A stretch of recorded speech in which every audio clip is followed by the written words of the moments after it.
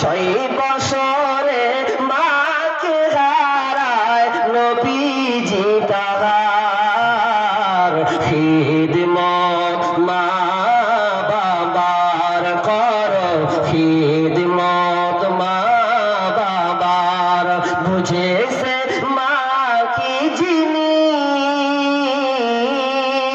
দুনিয়ায় মানে যাহার খিদমত মা বাবার করো খিদমত মা বাবার। এই জন্য বিশ্বনবী এটাও